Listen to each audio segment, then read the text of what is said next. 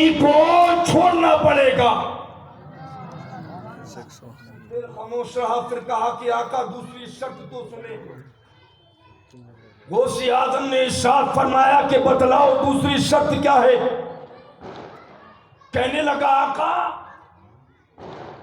میں نماز نہیں پڑھتا ہوں اور مرید بننے کے بعد نماز بھی نہیں پڑھوں گا۔ بڑے پیر نے پھر استغفار پڑھا اور کہا اگر عبد القادر کا مرید بننا ہے تو دونوں کاموں کو چھوڑنا پڑے گا، چھوڑنا پڑے گا۔ وہیں پر مچل گیا، قدموں میں گرا، کہنے لگا آقا آپ کی بارگاہ تو وہ بارگاہ ہے جس بارگاہ کے اندر بڑے بڑے چوروں کو ولی بنا دیا گیا، بڑے بڑے آئے سدھر گئے۔ غوث اعظم فرماتے ہیں اگر مرید بننا ہے تو شریعت کے مطابق چلنا ہوگا، نماز بھی پڑھنی ہوگی، چوری کو بھی چھوڑنا ہوگا۔ عرض کرنے لگا آقا اگر آیا ہوں تو مرید بن کر جاؤں گا، آیا ہوں تو مرید بن کر جاؤں گا۔ بڑے پیر کچھ دیر خاموش رہے اور خاموش رہنے کے بعد ارشاد فرمایا اے آنے والے میں تیری شرط منظور تو کر لیتا ہوں لیکن اس سے قبل تجھے میری ایک شرط ماننی پڑے گی۔ ایک شرط ماننی پڑے گی۔ کہنے لگا آقا بتلاؤ تو صحیح تمہاری شرط کیا ہے؟ آقا سناؤ تو صحیح تمہاری شرط کیا ہے؟ آقا تم میری دو مان لو میں تمہاری تو ایک نہیں بلکہ 1000 بھی مان لوں گا۔ غوث اعظم ارشاد فرماتی میری شرط یہ ہے کہ دنیا کے اندر جس مقام پر رہے، جس جگہ پر رہے، جس جگہ پر بھی رہے، جس مقام پر رہے، جس جگہ پر رہے، نعرہ رسالت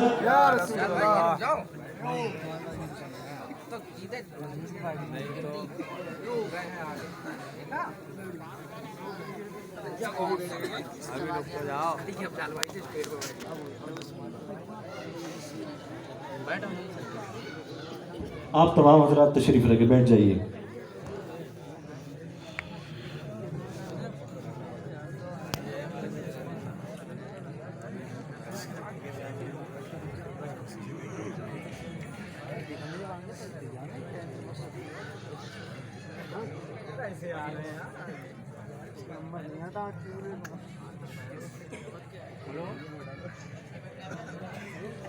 بڑے سب لوگ تشریف رکھیں۔ ممبر پر علامہ توفیق صاحب قبلہ اور مفتی محمد عمر صاحب قبلہ دو مخصوص شخصیات تشریف لے کر آئیں۔ آپ کو میرے بعد ان حضرات کا خطاب سماعت کرنا ہے۔ اپنی بات کو مکمل کرتا ہوں، محبت سے بولیں سبحان اللہ اور لہد کر کہیں یا رسول اللہ۔ بیٹھیں آپ، بیٹھ جائیں۔ کلمہ شریف پڑھیں لا الہ الا اللہ محمد رسول اللہ صلی اللہ علیہ وسلم۔ میں عرض کر رہا تھا غوث اعظم نے ارشاد فرمایا جس مقام پر رہو، جس جگہ پر رہو، جب جب آذان کا وقت ہو جائے وہیں پر کھڑے ہو کر کے آذان پڑھ دینا ہے۔ پورا کر بولے سبحان اللہ۔ جہاں بھی رہو، جس مقام پر رہو، کیا کرنا ہے؟ آذان پڑھنا۔ ہاتھ دیا بڑے پیر کے ہاتھ میں، ولیوں کے تاجدار کے ہاتھ میں، سلطان الاولیاء کے ہاتھ میں۔ مرید ہوا، وعدہ کیا، چلا اپنے گھر کی جانب، جانتا نہیں تھا کہ غوث اعظم کی شان کیا ہے، پہچانتا نہیں تھا غوث اعظم کا مقام کیا ہے۔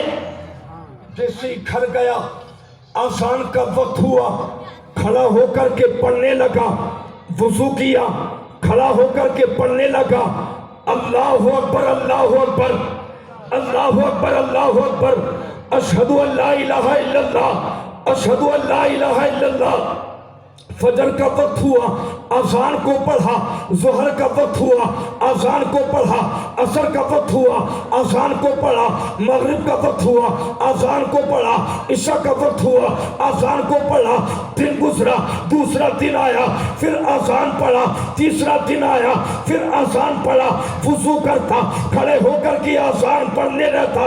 جب 3 دن گزر گئے متواتر اذان پڑھتے پڑھتے، متواتر اذان پڑھتے پڑھتے، تو بیوی نے کہا گھر کے اندر کھڑا ہو کر کے اذان پڑھتے ہو، اگر اذان پڑھنے کا اتنا ہی شوق ہے تو جاؤ اللہ کے گھر چلے جاؤ، مسجد میں چلے جاؤ، مسجد جا کر کے اذان پڑھ دو۔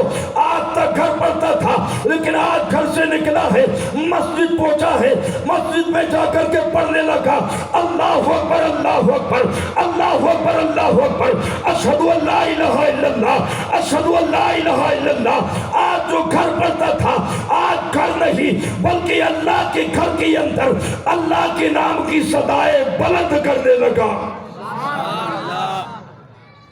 جس نے کبھی نہیں پڑھا لیکن مرید ہوا بڑے پیر کا، گھر بھی آزان اور اللہ کے گھر بھی آزان۔ اب دل کے اندر خیال پیدا ہوا، جو مال موجود تھا وہ ختم ہونے لگا، جو پیسہ موجود تھا وہ ختم ہونے لگا۔ اب دل ہی دل کے اندر خیال کیا گھر کا سامان ختم ہونے والا ہے، مال ختم ہونے والا ہے، آخرکار کوئی انتظام کیا جائے، کوئی انتظام کیا جائے۔ کچھ کرنا نہیں تھا، کام تھا چوری کرنا۔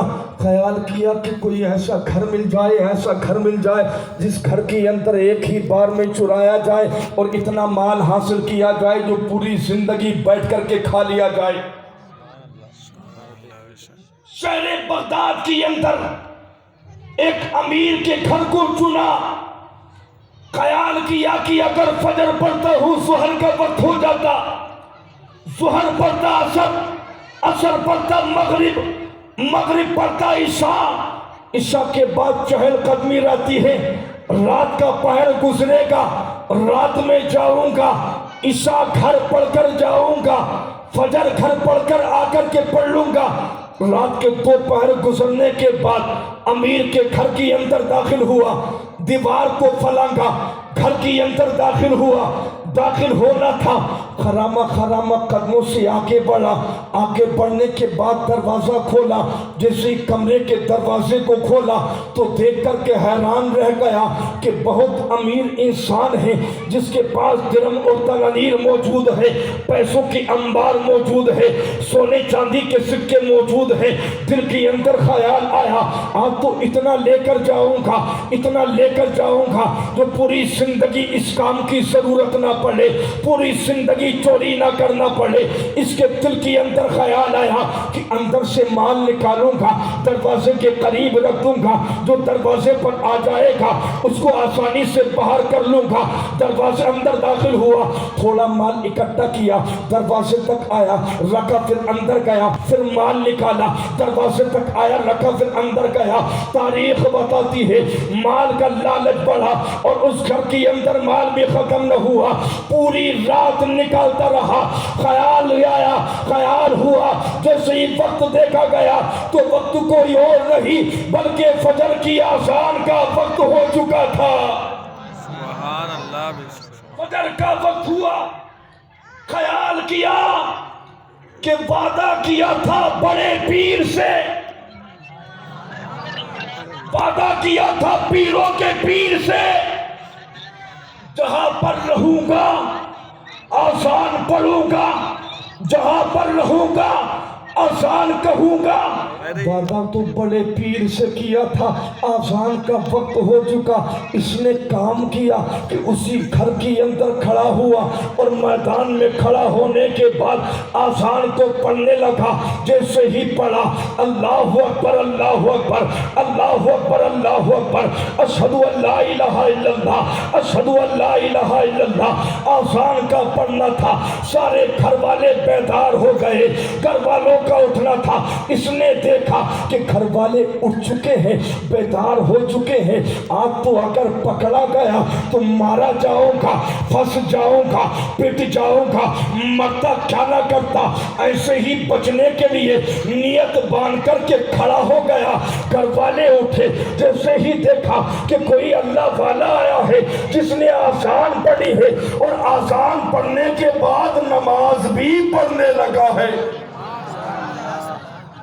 آذان پڑھی، نماز پڑھنے لگا۔ گھر والوں نے دیکھا کہ کوئی نیک انسان ہے جس نے گھر کے اندر آذان پڑھی ہے۔ زور سے بولے سبحان اللہ۔ کوئی اللہ والا جس نے آذان پڑھی۔ جیسے ہی یہ 2 رکعت پڑھ کر فارغ ہوا، سارے لوگ وضو بنا کر کے حاضر ہو گئے۔ کہنے لگی آقا اگر اپنی سنتی ادا کر لی ہے تو اب جماعت بھی کرا دو، جماعت بھی کرا دو۔ کہنے لگا میں تو بڑا برا انسان ہوں، میں تو چور ہوں، پوری زندگی کبھی نماز نہیں پڑھا، پوری زندگی میرے غلط کاموں میں وقت گزرا ہے، چوری میں وقت گزرا ہے، تم بات کرتے ہو نماز پڑھنے کی۔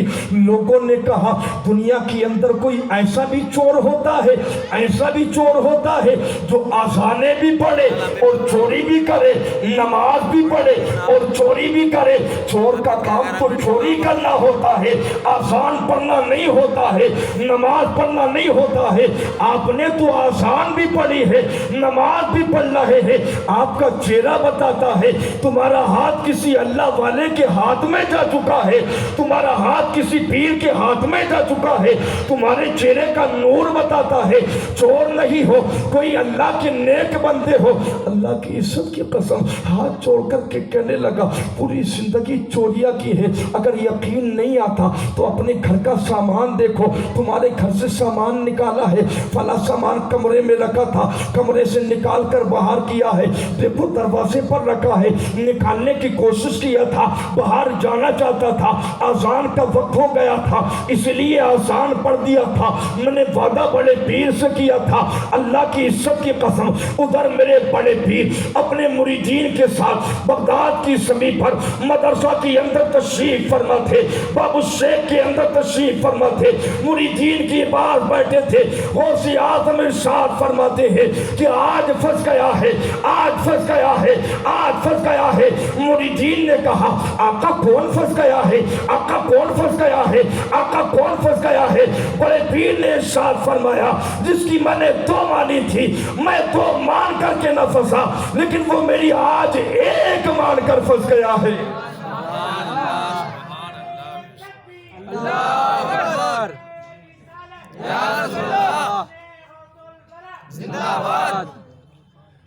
ادھر لوگوں نے کہا اگر سنت پڑھی تو کراؤ جماعت،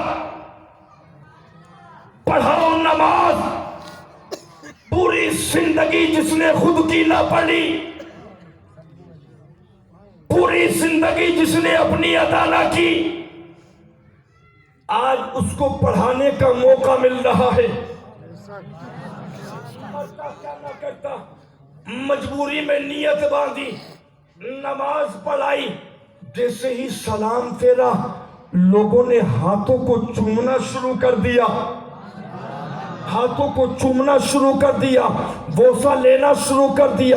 جیسے ہی چوما تھا اللہ کی عزت کی قسم ہاتھ جوڑ کر کے غوث اعظم کی مکان کی جانب کھڑا ہو گیا، عرض کرنے لگا کہ آقا آج مان گیا ہو، آقا آج مان گیا ہو، آقا آج مان گیا ہو۔ آج تک پوری زندگی چوریاں کی تھی، نماز نہ پڑھی تھی، لیکن آقا اب سچے دل سے اپنے رب سے توبہ کرتا ہوں، پوری زندگی کبھی نماز کو نہیں چھوڑوں گا اور پوری زندگی کبھی چوری کو نہیں کروں گا۔ یہ شان ہے میرے بڑے پیر کی۔ ہاتھ دیا تھا غوث پاک کے ہاتھ میں اور وعدہ بھی کیا تھا، لیکن اس ہاتھ کی برکت یہ ہوئی، مرید ہونے کا فضل یہ ملا، مرید کا صدقہ یہ پایا کہ چوری کرنا بھی چھوڑ دیا، اور نمازوں کی پابندی کرنا بھی شروع کر دیا۔ شان ہے میرے بڑے پیر کی، لائق مبارکباد ہی آپ کہ آپ نے غوث پاک کے نام پر محفل کو سجایا، اتنے علماء کو بلایا، آپ رات کی تاریکی میں بیٹھے ہیں، غوث اعظم کے نام پر رات کی اندھیرے میں بیٹھے ہیں، غوث اعظم کے نام پر اپنی آرام کو قربان کر رہے ہیں، نیند کو قربان کر رہے ہیں۔ میں تو یہی کہتا ہوں کہ جب قیامت کا دن ہوگا، نفسی نفسی کا عالم ہوگا، کوئی کسی کا پرسان حال نہ ہوگا، اللہ ارشاد فرمائے گا اے میرے بندو، میں نے تمہیں 1 سال عطا کیا تھا، اس سال کی اندر 365 دن عطا کیے تھے، 365 راتیں عطا کی تھی، اے میرے بندے یہ تو بتا تو نے ان راتوں کی اندر کتنی عبادت کی تھی، کتنی عبادت کی تھی، کتنی نمازیں پڑھی تھی، کتنا روزہ رکھا تھا، کتنا صدقہ کیا تھا، کتنی خیرات کی تھی، کتنا غریبوں کا سہارا بنا تھا، کتنا مساکین کا سہارا بنا تھا، کتنی علماء کو نوازا تھا، کتنا ساتھ دیا تھا، کتنے دین کا کام کیا تھا۔ اللہ کی عزت کی قسم جتنے لوگ محفل میں بیٹھے ہیں، جتنے نبی کے عاشق بیٹھے ہیں، وہ اس کے نام پر بیٹھے ہیں، مولا کی بارگاہ میں عرض کریں گے مولا ہماری راتوں کا حساب نہ لے، مولا راتوں کا حساب نہ دے سکتے، اس لائق نہیں کہ راتوں کا حساب دے، اس لائق نہیں کہ دنوں کا حساب دے مولا، لیکن ان راتوں کے اندر ایک رات ایسی بھی آئی تھی جس رات کے اندر تیرے حبیب کے لال کے نام پر محفل کو سجایا تھا، علماء کو بلایا تھا، مولا نیند کو قربان کیا تھا تیرے حبیب کے نام پر، آرام کو قربان کیا تھا تیرے حبیب کے نام پر، پیسے کو قربان کیا تھا تیرے حبیب کے نام پر، مولا کچھ لے کر نہیں بلکہ اس رات کو لے کر آیا ہوں۔ اللہ کی عزت کی قسم اگر یہ رات مقبول ہو گئی، اللہ ارشاد فرمائے گا اے میرے بندے جا اسی رات کے صدقے جنت میں چلا جا۔